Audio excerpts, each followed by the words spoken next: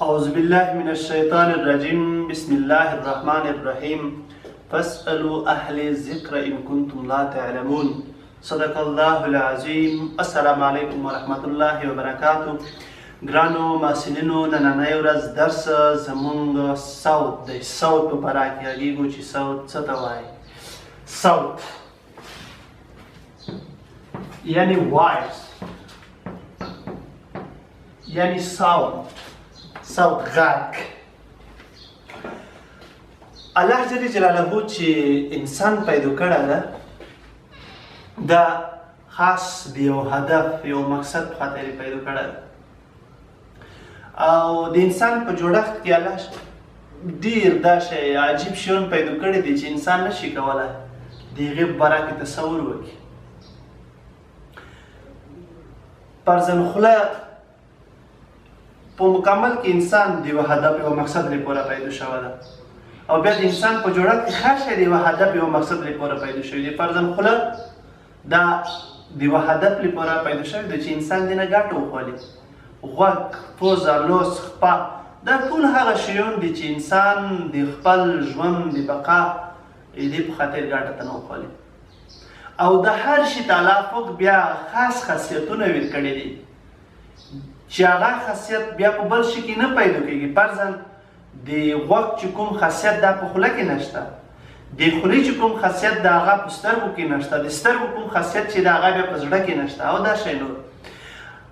الله جل جلاله انسان ته 5 لوی حسونه ویل کړي دي چې د هغې حسونو مقصد او هدف هغه د خپل ژوند، د خپل محیط، د خپل چاپېریال، د شیانو، اجسامو، حالاتو، بدلونونو، پیښو دغو درکول دي. یعنې دا حسونه د دې په خاطر ورکړل شوي دي چې د خپل چاپېریال پیښې، د خپل چاپېریال تغیرات، د خپل چاپېریال بدلونونه د همدغه حسونو په واسطه درک کړي، چې د هغې د حسونو له جملې څخه یو هم د اورېدلو حس دی. تلویزیون، راډیو کې اورېدل دا خو ډېر لوی اهمیت لري، خو په تلویزیون کې هم کم ارزښت په سترګه موږ نشو ورته کتلی. تلویزیون کې هم اورېدل ډېر لوی ارزښت لري، هم ځکه چې همدغه غږ دی یا اورېدل یا صوت یا ساوند دی چې د دې په واسطه تصویر تقویه کېږي. همدغه صوت دی، غږ دی چې تصویر ته ښکلا ورکولی کېږي. همدغه صوت او غږ دی چې د دې په واسطه د تلویزیون خپرونې ښایست مومي.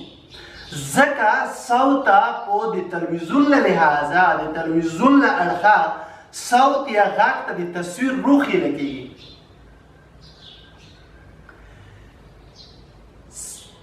کله چې موږ په غږ نه خبرې کوو، خامخا دا پوښتنه رامنځته کېږي چې زموږ غوږونه څه ډول کولی شي چې هغه غږ واوري. د دې بحث نه تېرېږو، صرف دومره یایو کله چې غږ موږ غوږونو ته ورسېږي نو بیا د خلیګاو په واسطه کنټرولېږي. د کنټرول نه وروسته یو لړ پروسس یې عملیه پکې کېږي او دماغو حجرو ته، دماغو بعضې رشتې چې د هغې ته خبر ورکولی کېږي، د هغې نه وروسته دماغو ته بیا څه، دماغو نه وروسته موږ بیا په اورېدلو باندې څه کېږو، توانېږو. خو بعضې داسې غوږونه شته چې هغه په اورېدلو کې ستونزه لري، نشي کولی چې ټیټ اوازونه ووري. د دې ستونزې د حل لپاره علماو ډېر کار کړی دی او بعضې آلات د دې لپاره جوړ کړي دي چې د هغې په واسطه غږ یا اواز دا کنټرولېږي، تقویه کېږي، قوت وربخل کېږي غږ ته، چې غوالو ته امپلیفایر یې کېږي. امپلیفایر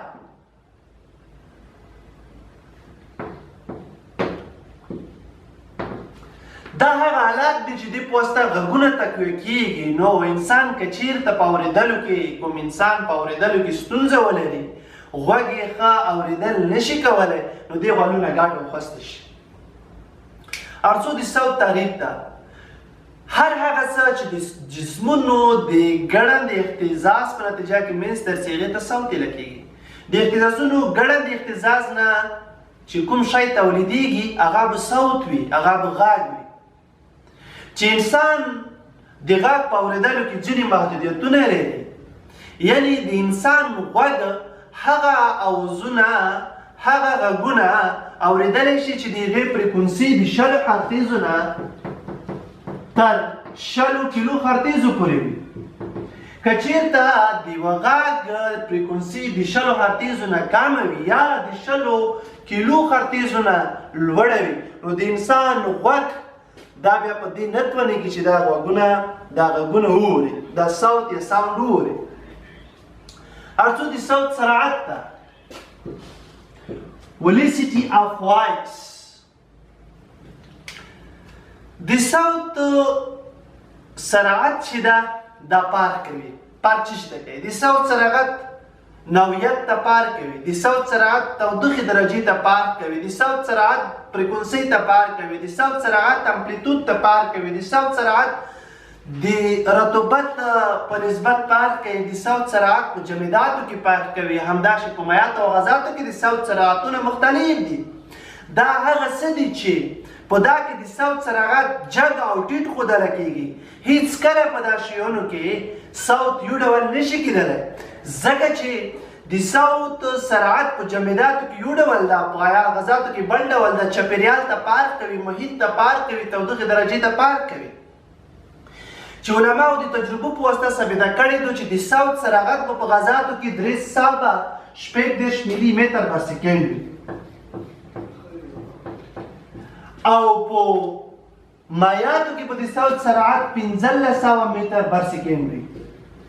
په جماداتو کې به د صوت سرعت هغه 15000 متر پر سکند وي او ځینې کې چې نه 15000 نه 15000 متر پر سکند وي. نو دې نه جوړېږي چې صوت سرعت نوعیت ته، اجسامو ته، تودوخې ته، حرارت ته، رطوبت ته، دې شیانو ته څه کوي؟ فرق کوي او ټولو کې یو شان نه وي. Also reflection of voice. Reflection of voice یعنې د صوت انعکاس. ځینې شیان دي چې هغه د صوت څپې جذبوي، د غږ څپې هغه جذبوي او خولې نسي احس کوي، خو ځینې داسې شیان دي چې هغه صوت څپې نشي جذبولی او بیرته ګرځوي چې همدغه بیرته ګرځېدلو عملیه او پروسس د صوت د انعکاس په نوم یادېږي. یعنې کله چې صوت په یوه جسم ولګېږي او د هغه جسم لخوا صوت بیرته وګرځي، همدغه بیرته ګرځېدلې د صوت د انعکاس په نوم یادېږي. هر څو د غږ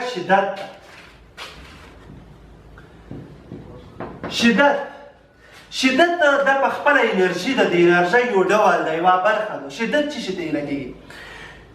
د غږ شدت دا یو ډول انرژي ده چې د یوې سطحې نه په یوه ټاکلي او معین وخت کې په عمودي ډول تېرېږي. د یوې سطحې نه په عمودي ډول او په مشخص او ټاکلي وخت کې کومه انرژي چې د صوت تېره شي هغې ته د صوت شدت ویل کېږي. چې همدغه صوت شدت دی چې د غږ جګوالی او ټیټوالی رامنځته کوي. څومره چې د صوت شدت ډېر وي دومره به د غږ به چې وي هغه به جګوالی لري، لوړ وي.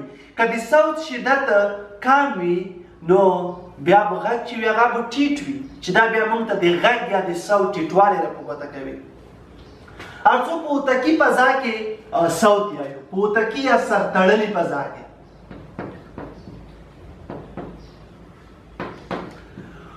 اتکي فضا کې چې هغې سر تړلی وي، نباند وي، په هغه فضا کې مستقیم صوت او غیر مستقیم صوت دواړه موجود وي. یعنی که په اتکي فضا کې مستقیم صوت حرکت کوي نو غیر مستقیم صوت هم حرکت کوي. غیر مستقیم صوت نه مقصد دلته د صوت انعکاس ده. غیر مستقیم صوت څه ده؟ د صوت انعکاس چې بیرته ګرځي. کله چې زه غږ په یوه کوټه کې زه خبرې کوم، دا خبرې چې خپرېږي نو ضرور ده چې د هغې غیر مستقیم صوت چې د هغې صوت چې د خبرې کوم دغه انعکاس هم په هغه محیط کې خپور شي.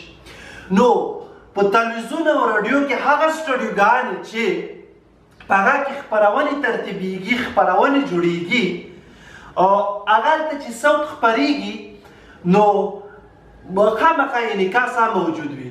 نو په سټوډیوګانو کې اوس د هغې لپاره د اکوستیکي موادو یا ساوند پروف پروپ دې نه استفاده کوي ترڅو دا بیرته غیر مستقیم صوت چې درګرځي انعکاس کوي دا صوت خپور نشي. ځکه کله چې دا خپریږي نو بیا هغه ته په خپرونه کې ګډوډي منځته راځي او مطالب مفاهیم مقابل لوری مخاطب بیا په ښه ډول نشي درک کولی.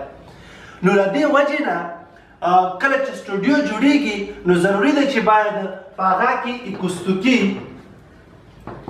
یا ساوند پروف چې ورته وایي ساوند پروف دې موادو نه باید څه وشي استفاده وشي ترڅو د غیر مستقیم صوت یا د منعکس شوي صوت هغې مخنیوی په سټوډیو کې شوی وي.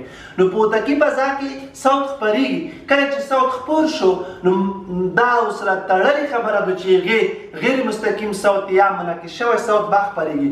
نو په سټوډیوګانو کې د دې لپاره چې د دې غیر مستقیم صوت مخنیوی شوی وي د اکوستیکي موادو یا ساوند پروف نه استفاده کیږي ترڅو د دې مخنیوی وشي غیر مستقیم صوت. د صوت درکول او په هغه نه پوهېدل. د صوت درکول او پوهېدل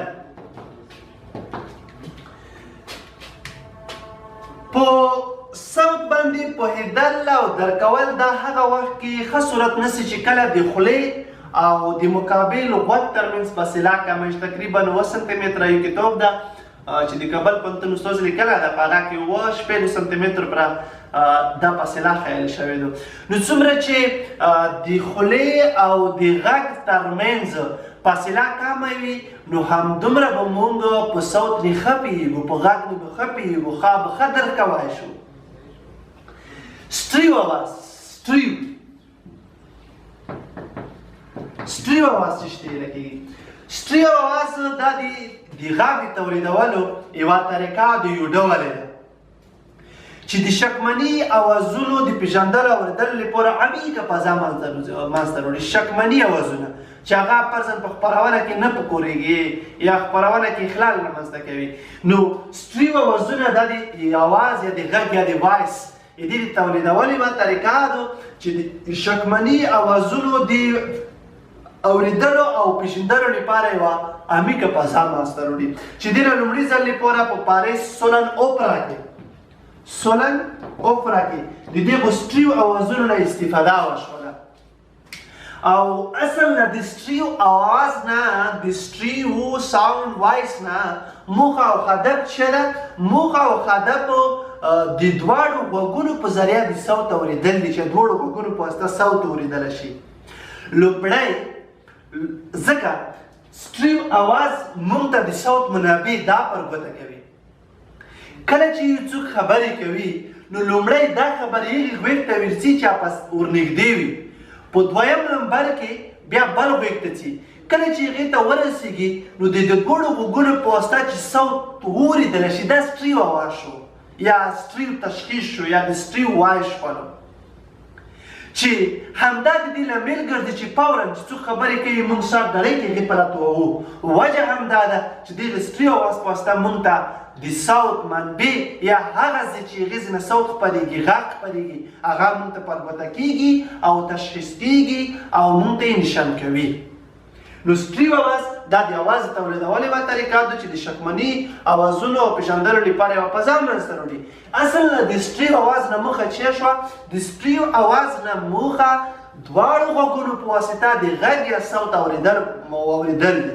هدف د سټریو اواز چې ده د دواړو غوږونو په ذریعه د صوت اورېدل دي چې کله موږ دواړو غوږونو په واسطه صوت اورو نو موږ ډایرکټ د هغې صوت منابع په لوري نشان کوي هغې په لوري مو هدایت کوي هغې په لوري موږ ته لارښوونه کوي چې د هغې په مرسته موږ بیا صوتي منابع یا صوت هغه ځای چې هغې ځینې صوت خپرېږي هغه تشخیص کېږي. ارڅو د صوت ډولونو ته کایندز آف وایس.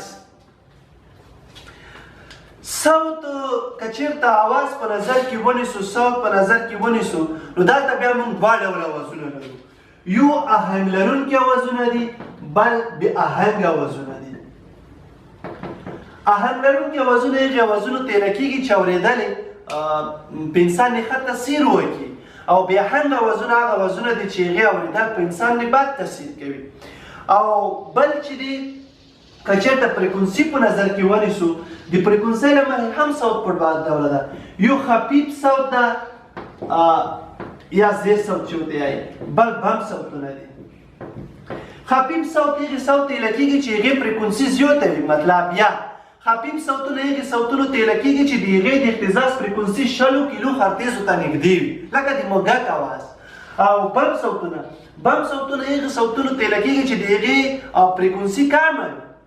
یا بم صوتونه هغې صوتونو ته ویله کېږي چې د هغې فریکونسي 100 هرتزو ته نږدې وي، لکه د بم اواز یا داسې نور د سړي اواز. خو دا موږ تاسې دا د فزیک له نظره کوو. اصل نه موږ دا موضوع نه ده، موږ بیا خپل درس ته وګرځو. یو دوه ډوله صوتونه نور هم شته چې یو مادون صوت ده، یو ماورا صوت ده. مادون صوت، ماورا صوت.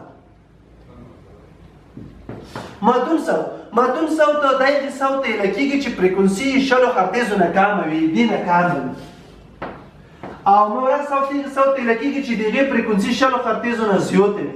نو موږ مخکې وویل چې کله چې د 100 هرتزو نه کمه شي، د 100 کیلو هرتزو نه زیاته شي، دا انسان نشي اورېدلی.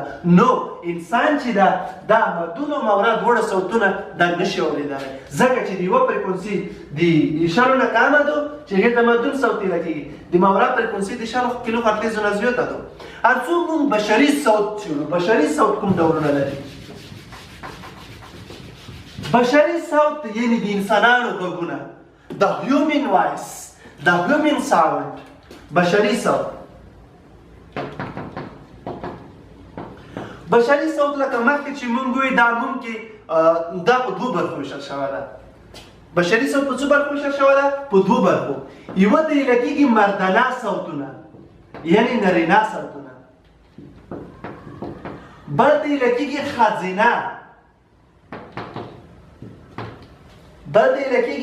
خزینه یا زنانه صوتونه، چې په دا کې د ماشومانو صوت هم راځي، یا د ماشومانو صوتونه.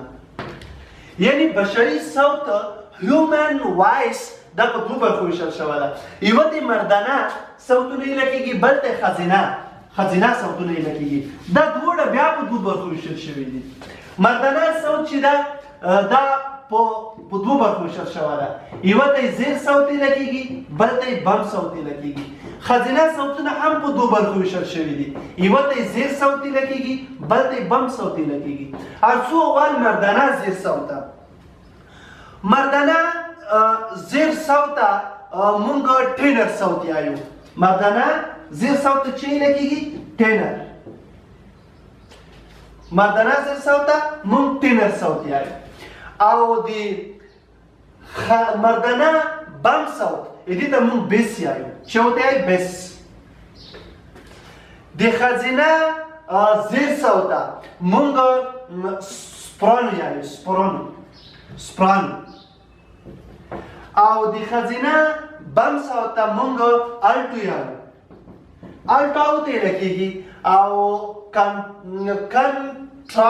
کنټرالټو هم ته ویله کېږي یا کنټرالټو. دا د بشري صوت ډولونه دي. ځکه په مردانهو یعنې په نرینهو کې دا شکست پیدا کېږي چې د هغې فریکونسي ډېره زیاته وي. ښځې ته ویرته اواز لري، اواز یې نری وي.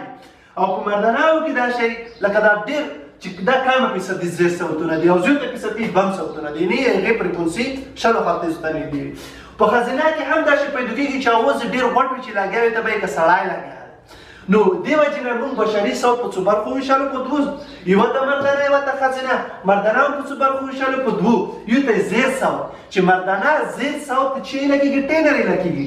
او مردانه بم صوت ته چې ویله کېږي بیس ویله کېږي. ښځینه هم په دوو ډوله شو، یو زیر یو بم. ښځینه زیر صوت ته سپرانو او ښځینه بم صوت ته الټو یا کنټرالټو ویله کېږي. دا د بشري صوت ډولونه. هر څو په تلویزیون کې غږ په څو ډوله ده؟ په تلویزیون کې غږ په څلور ډوله ده. په تلویزیون کې غږ په څو ډوله ده؟ په څلور ډوله. اول ویل یا خبرې یا وینا، یو ډول یې دا ده. ویل، خبرې یا وینا. دویم ډول په تلویزیون کې د غږ ډول اپیکټ ده یا صوتي اثار. دریم ډول غږ په تلویزیون کې موسیقي ده. څلورم ډول غږ په تلویزیون کې هغه سکوت یا چوپتیا ده.